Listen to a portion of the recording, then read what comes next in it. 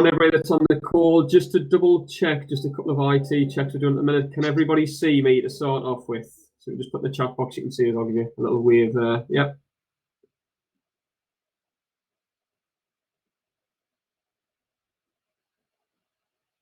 Brilliant. Right.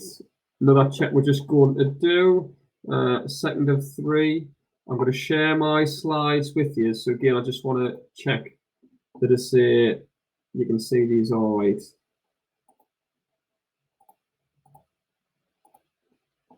So give me 2 seconds.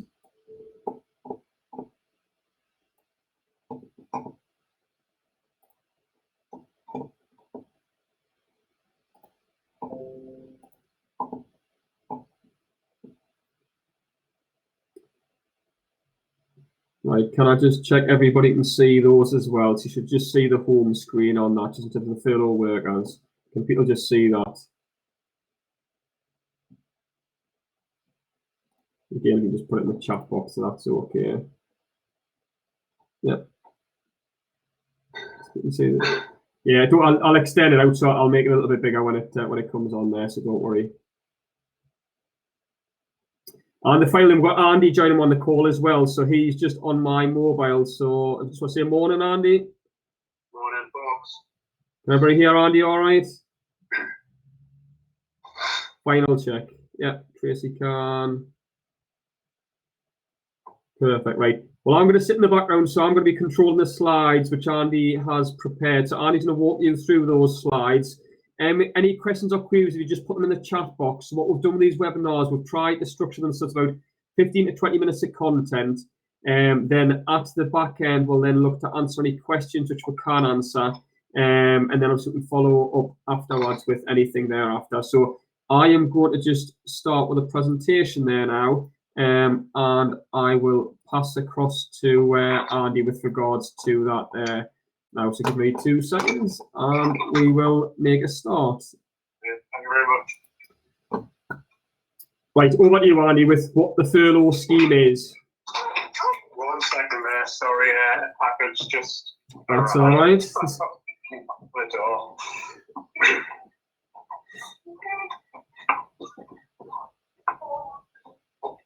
I've had kids running on webinars and everything, so right, so over to you, Andy, with regards to what the furlough scheme is. Right, so people, the furlough scheme, again, most of you have probably heard what's happening, and what I'm going to cover here, as I say, pretty much from HMRC's guidance, and you'll probably came across the majority of yourself anyway. So a lot of them will probably be a repeat of what you know. But we're just going to try and cover up the main points. Some will be relevant to you, some won't be. But as I say, we'll get everything covered off in this session and any questions afterwards. So basically, the furlough worker scheme, it's a grant for the employers to help pay employee wages where you cannot maintain your current workforce because you suffered basically because of the coronavirus. It's a temporary scheme for 3 months put in place from 1st of March. But again, this can be extended, the government's saying, depending on how everything goes. Obviously, at the moment, there's no exit strategy, so we're not sure at the moment. Let's say the grant can only be claimed from the point the employee went furlough. So although the scheme started 1st of March, it's the point the employee is made furlough that any claim can be looked at. So the employee, as I say, is made furlough. You can apply for a grant that covers 80% of the usual monthly wage costs up to £2,500 a month, plus the associated employer national insurance contributions and pension contributions. That is up to the level of the minimum automatic enrolment employer pension contributions. And also, any employees who face on furlough must be furloughed for a minimum period of 3 consecutive weeks. So that has to be 3 weeks. That's it. Can't return to work. It can be taken off furlough at the end, and again, it can be furloughed multiple times. But each time has to be a minimum period of 3 consecutive weeks. One scenario may be, as I say, if you can still have people working, someone furlough for 3 weeks, come off furlough, start work working someone else on the 3 weeks furlough. So it, as I say, but whatever way, it has to be 3 consecutive weeks at a minimum. So if we move on to the second slide, who can claim? Are we there, Graham? Yep, all ready to go. Yeah, so basically to claim, you have to create and started PAYE Hero Scheme on or before the 19th of March 2020. Enroll for PAYE online and have a UK bank account. So any entity with a UK payroll can apply for this, including businesses, charities, recruitment agencies, individuals, administrators, public authorities. I know this next bit isn't necessarily applicable for the majority of our clients, but again, special rules apply to public sector employers who are funded primarily from the public grant funding, but mainly they are expected to still be delivering public service. But again, please look, if that does impact you, it shouldn't do, from what I understand the people on the call, but as I say, it'll be separate guidance there. Yeah, there might be a half of people on the call which I appreciate on clients. Again, if that's of relevance, again, the links there on the newsletters. So just moving on from that, Andy, which employees can employers claim for? Well, we'll cover that. We'll cover that in a bit. Yeah. We'll just go through the slides. No, that's the next one. I'm moving on to the next slide already. So, which employees can they claim for? Sorry. No. Sorry, I was there's me trying to blend it, and that's showing that we've got this reversed to a T. Nearly. All right. So, which employees? And I apologise for the next couple of slides. They get a bit more in depth and wordy, but again, it's just to try and cover off everything. So, to claim for an employee, this is including company directors, but you decide to furlough, but must have appeared again on the PAYE reference and therefore your payroll as of the 19th of March 2020. And again, it covers all employment contracts, including full-time, part-time, agency, flexible or zero working hour contracts.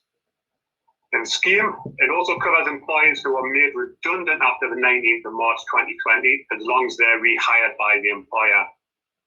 Now, moving on to the next bit, employees on unpaid leave cannot be furloughed. So unless they were placed on unpaid leave after 19th of March 2020. So employees on sick leave or self-isolating should get SSP. But again, they can be furloughed after this when they return back to work. Again, employees who are shielding in line with public health guidance can be placed on furlough as well.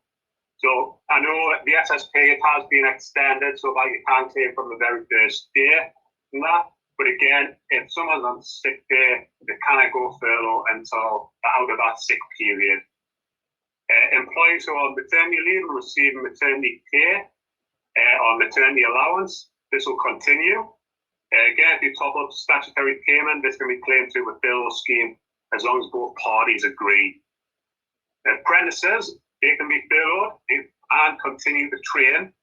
However, they'll still have to, as I say, while undertaking the apprenticeship training, they'll still have to get the minimum wage of the relevant wage will apply in the same way that it would for an employee when working for you. So it's slightly different there for an apprentice. They can continue doing a bit of training, but they still have to get at least the minimum wage. So if the furlough amount takes them, if 80% takes them below the minimum wage, as I say, I have to get the minimum wage still, so I have to work around that.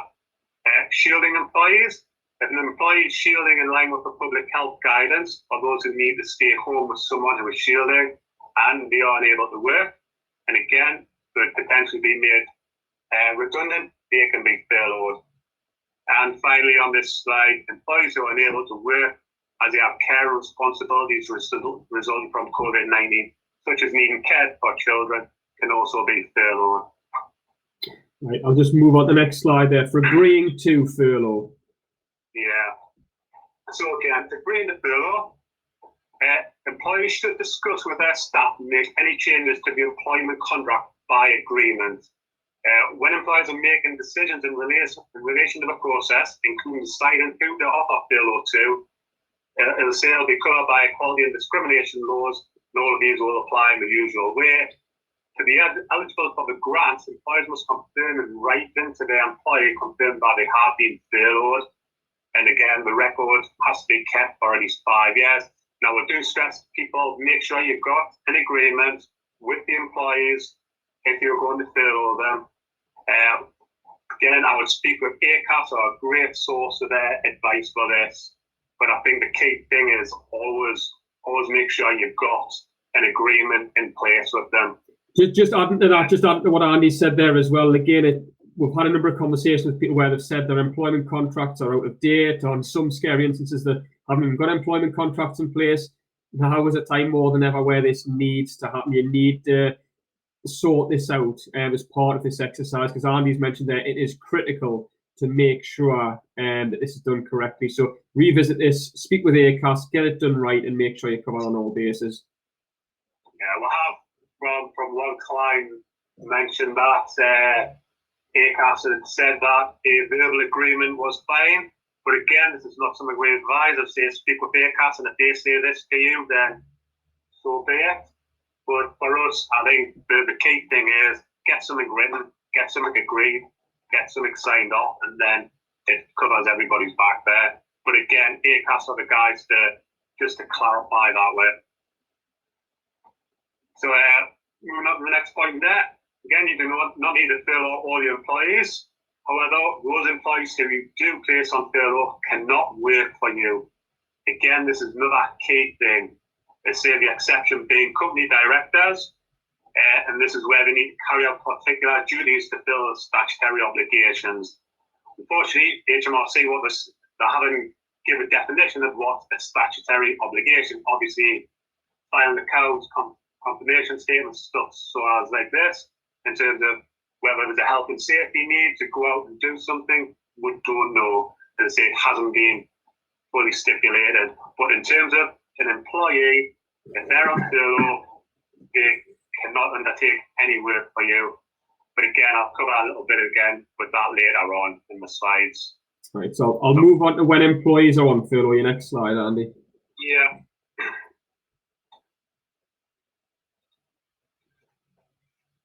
Right, so again, just covering from that point on the last point of the other slide, you can not ask your employee to do any work that makes money for your organisation or any organisation linked or associated with your organisation, or provide services for your organisation, or any organisation linked or associated with your organisation.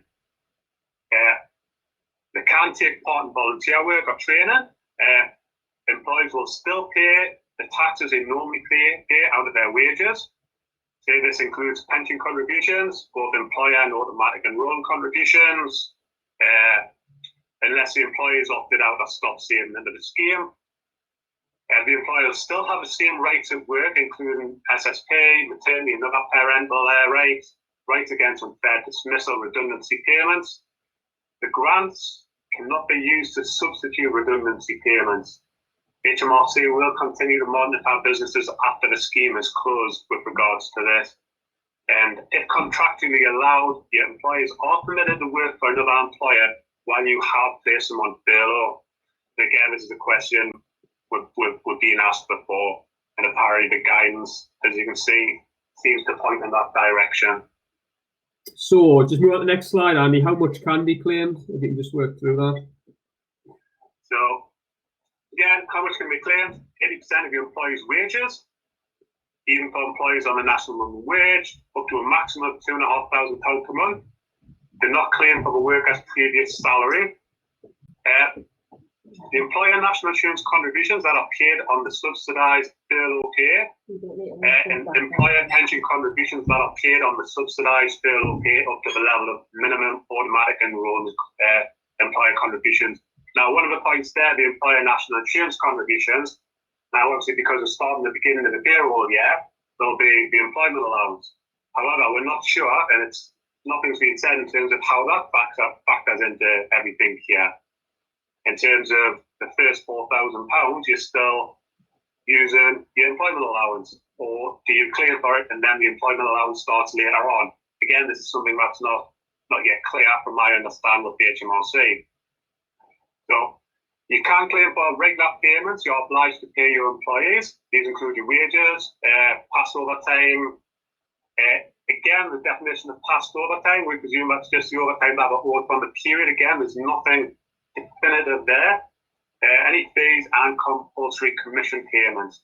However, discretionary bonuses, including tips and commission payments and non-cash payments, should be excluded. You can choose to top up your employee's salary, but you do not have to. Employees must not work or provide, again, any services for the business while furloughed, even if they receive the top-up salary. The grants will be pro-rata if your employer is only furloughed the part of the pay period. So this picks up on, again, from the point earlier on, that the furlough starts, not from the 1st of March, starts from when they're being furloughed, and saying when you made the agreement with them to stop working. Claims should be started from the date, just covering there, from the date the employee finishes and starts furlough, not when the decision is made or when they are written to confirm their furlough status.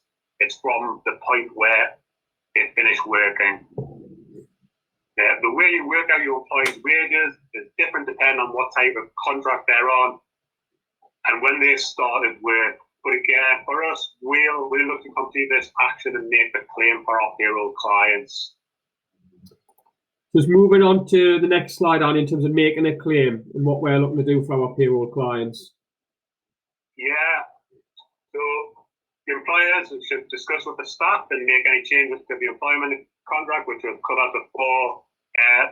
Employees may need to seek legal advice on the process, and again, we always advise, touched on earlier, to seek advice from ACAS. To make the claim, as I say, before all this goes live as of Monday, you need your employer payment reference number, number of employees being furloughed, national insurance numbers for the furloughed employees, names of employees, the payroll employee numbers, that's optional. The self-assessment tax reference company, UDR, company registration number, the claim period, amount being claimed, the bank details for payment, contact name, contact number. But again, for our clients, we'll work with you to pull this together. As I say, we'll have the payroll information, but in the majority of this, but there will be certain aspects that we may not have, such as bank information and that. But again, No, I said just before we move on to the next slide as well, and obviously Andy touched upon that in terms of the system going live on Monday. For everybody on this call, just be realistic with regards to the system, because I think anybody that's had money to gamble on it, you'll be pretty much certain that the system's going to crash as soon as it goes live. And the volume of work involved in doing this, even with all the facts there, could be quite considerable. So I think people are going to have to try and be patient to a certain extent with regards to the claim being made, the system being live and staying live, and payments coming through. So again, just a level of reality there, just for people to factor in from both our end, from a capacity-wise, and the HMRC's with regards to capacity for processing at their end. Yeah, I think we've got to appreciate for HMRC, this is a bit of a curveball, as for everybody. And it does take them generally quite some time to build and implement systems. So when they've only had a short number of weeks to put something in that's going to do a relatively comfortable job, hopefully. We'll just fingers crossed and see how it goes. But anticipate with a number of people trying to use it from day dot that it will have a number of issues. But again, fingers crossed it doesn't, and it goes okay. So just move on to the next slide to the after you've claimed then. Yeah, so HMRC will check your claim. Again, if you're eligible, they'll pay it by back to the UK bank account. You must pay the employer all the grant you receive for the gross pay in the form of money. Furlough staff must receive no less than 80% of their reference pay up to the that's a pay reference period pay up to the monthly cap of £2,500. Employers cannot enter into any transaction with the worker which reduces the wage below this amount. This includes any administration charge fees or that costs in connection with the employment. When the government ends the scheme, you must make a decision depending on your circumstances whether you can employees can return to their duties. If not, it may be necessary to consider termination in employment or redundancy. And HMRC will process all claims before the scheme ends. Just something on there in terms of it's the second from last point there regarding termination of employment or redundancy. People just have to be a little bit careful on that, and again, they'll probably need to seek advice from ACAS just to make sure again that process is done correctly, so that this scheme isn't seen as a way of funding what was already decided prior to COVID-19. So again, we're not in a position to advise on that, but just to make clients aware of it and people just on this call, make sure you get sign off so everything's structured correctly, so nothing can come back to bite you in the future. So finally, just moving on to tax treatment before we go to questions. So again, over to you, Andy. Yeah, I thought we'd just cover this bit off as well. As I say, just in terms of the grants or the payments received by a business in the scheme are made to offset these deductible revenue costs. They must therefore be included as income in the business's calculation of its taxable profits for income tax and corporation tax purposes in accordance with normal accounting principles. Businesses can deduct employment costs as normal when calculating the taxable profits of the income tax and corporation tax side of things. And individuals with employees that are not employed as part of a business, again, such as nannies, domestic staff, are not taxable on grants received under the scheme. The domestic staff are subject to income tax and national insurance on their wages as normal. So hopefully that covers everything off as a one piece. Appreciate some of it was a bit long-worded and windy there, but as I say, just trying to cover off as much as we can for the time being. And again, it has been changing all the time over the last few weeks in terms of the bits of guidance, such as example, the other day, it got changed to the 19th of March as opposed to the 28th of February being on the PYE system. So, as I say, lots of little changes. And imagine once we finally get the portal and the guidance with it, there might be some, again, a curveball chucked in there that hasn't been mentioned, but we'll find out come Monday when it's released and all the guidance in terms of their completion is released. Brilliant, fantastic. Well, I'm just going to run down some of the items in the chat box here as well. For the purpose of the slides, everybody on this call, I'll make the slides available to you. So we will share those slides, and obviously you can take a look at those and go through those as well. I will be making a recording. I wasn't initially going to, but I will make a recording of this session. I mean, the benefit of being on it is obviously you can have the live questions, but you will get a recording of the session, but we'll send slides through as well, so you can also access that. So I'm just going to go down here. Obviously, a couple of mentions there, reference to furlough agreement. Again, we simply cannot advise on it. Go via ACAS. I believe they've got lots of templates there. I think you've heard the same, Andy, as well, in terms of what clients have told us as well, as ACAS have been great with templates and guidance around that.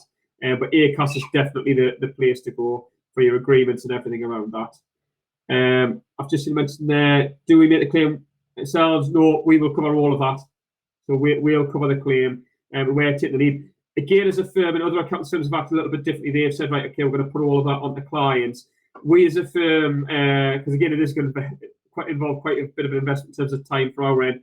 We think it's best that we do that. So at least it can hopefully speed up the process with regards to getting it right, getting it through to yourselves, and best understanding. Because as Andy said, there's still a lot of question marks, and there is still a degree of interpretation with regards to several items. So because we're going to come across this in bulk, we think it's best that we stick my neck on the line a little bit insofar as helping out with that. So if any client wants to go ahead and do it themselves, they can do, but it's our recommendation to come via us. But it's just bear with us, because naturally we're not going to be able to do every single furlough claim all on Monday. And there's certain ones where we do want further clarification rather than rush in there and do it wrong as well.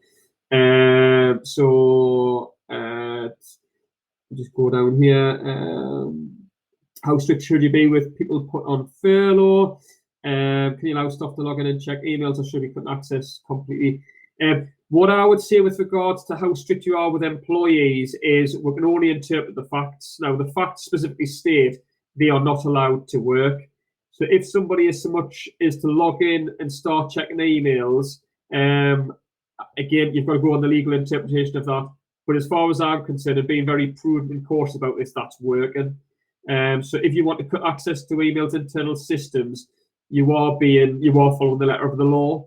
Now, is there a degree of interpretation in there? There is, but I say from an accountancy and professional perspective, we're saying no work is no work. So access to emails are doing anything with regards to the business. And again, the slides cover the bits there. It says, I would not take that risk. We couldn't possibly support that. I think afterwards, I think this is going to be something that HMRC will be scrutinising, as I say, really closely after all of this is done. Yeah. As I say, they're shipping out a hell of a lot of money. So I think there will be a look to see where they may be able to reclaim some back as well. Yeah. Just on that note as well, I think it's worthwhile just clarifying in respect of all of this government assistance at the minute. I think it's amazing what they're doing. Could they do more? Of course, they can always do more.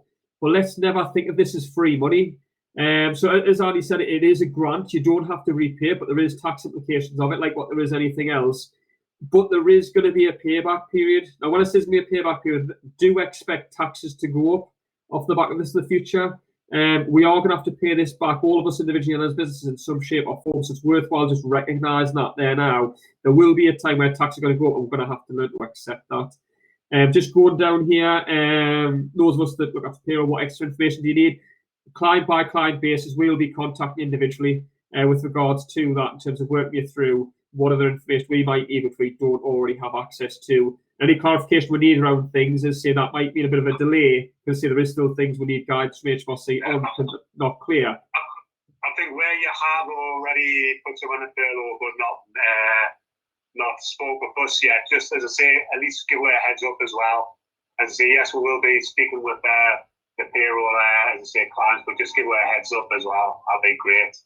At least we can start, at least go collecting what we need off you. Just a question here, Andy, I've just seen pop up. Do we need a copy of the furlough agreement in our offices? Do we need to see that?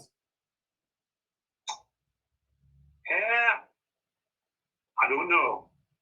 It would, as I say, ideally, I think it would be best practice so we can see what we're submitting is in line with the information. But I've not came across anything to say that we need to hold a copy, as long as the client has their copy. Yeah, and I think off the back of that, I think that the critical thing is obviously again, as your agent, we will submit information on the basis of what you supply to us.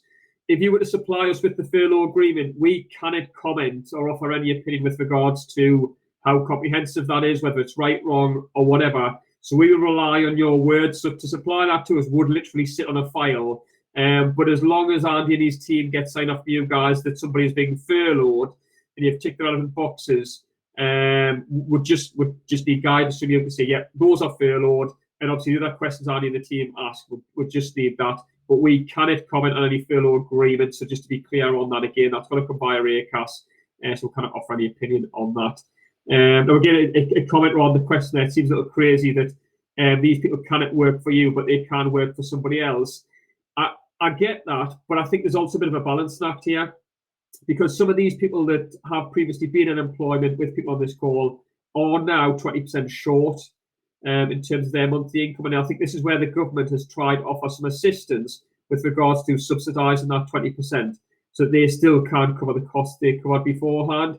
On the flip side of it, naturally, if they're still working for you, well, it's just HMRC kind of covering part of the cost. So again, HMRC in a difficult position, but they've tried to strike a balance with regards to that as well.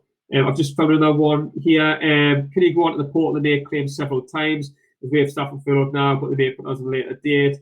Our understanding is, I know Andy briefly touched upon this there before, people may jump on and off furlough. So unless Andy corrects me otherwise, I believe you can. And again, there's going to be the flexibility in the system, which we'll only see when it gets rolled out to do that. Would you say the same, Andy? I believe that is the case, yeah. My current understanding is that, as I say, minimum 3 weeks you can return, but you can go back to being furlough. Yes. If where it runs out. So yeah, so the system's going to have that flexibility to accommodate that, because again, with what's going on, and again, it's probably worthwhile clarifying as well, a bit like the health side of things, that talk about 1, 2, potentially 3 waves of COVID-19. It is a very real possibility that, as say, once the lockdown gets lifted, we'll go back to work, but then further lockdowns follow. So yeah, we do expect, but again, it's interpretation. We'll see when things roll out, but based on guidance to date, the portal is going to have to give that flexibility to furlough people, unfurlough people, and furlough them again. So appreciate time-wise there now. Any final questions? But like I say, if you've got one-to-one questions in terms of things we haven't covered, if you want to get in touch with the office, they can work through things with you. And this, you just bear with us to say come Monday, the fact that the system is likely to crash, given the volume that's going to jump on, but bear with the process the payments, get those right, be comfortable with those, and come up with an interpretation of the guidance that's there. And also bear in mind, not all the interpretation is there yet. So again, we're still seeking clarification from several matters ourselves. Can an employee come off furlough for a couple of hours a week and go straight back onto it? Again, the key thing off the back of that query there is the 3 weeks. As long, and again, it's interpretation only, and I need to clarify this as say if I've misinterpreted, but as long as somebody has been on furlough for a few weeks, if they then do a small amount of work, there seems to be no guidance there to see what amount of work that is, then they go on furlough for a further solid 3 weeks. There's nothing to suggest that there's an issue with that, with the exception of that period for which they were working. Would you say that's the case, Andy? Yeah, as I say, minimum 3 weeks. Then, as I say, if you come off furlough, do a few days, then I believe then you can be furloughed again. Afterwards, yeah. But again, as I say, something would definitely need to clarify, but understand at the moment is you can do that. Does watching this webinar constitute working for the employer? No, that does not. You're okay. Again, this would fall under the grounds of just no different to just jumping on the internet and giving some guidance. And it's almost kind of training. So the day HMRC comes down hard on anybody for watching this webinar, I think we're all going to have a few words to exchange with them. So no, I'd certainly consider very harsh if they're ever to consider this working. Just got the can you post date we don't. Obviously, again, I've seen a query on there from you, Joanne. We'll work with you with this. So again, just giving the guidance in terms of the dates, the amounts, everything around that. If you link in with the officers, again, we can give you guidance on the claims, obviously making sure those are done correctly. So yeah, I think to say with some clients can be quite straightforward. Others, there's several question marks over things, and that's where we as a firm have taken the broad brush approach to say, right, we'll hold your hands through this. We'll take the lead and we'll get it right. And to say again, don't rush to do things out of speed and think by doing them yourself you're doing things right. Would rather get this, we'll get you the right amount of money, but just be patient and make sure we do get the right amount. Any final questions before we close off?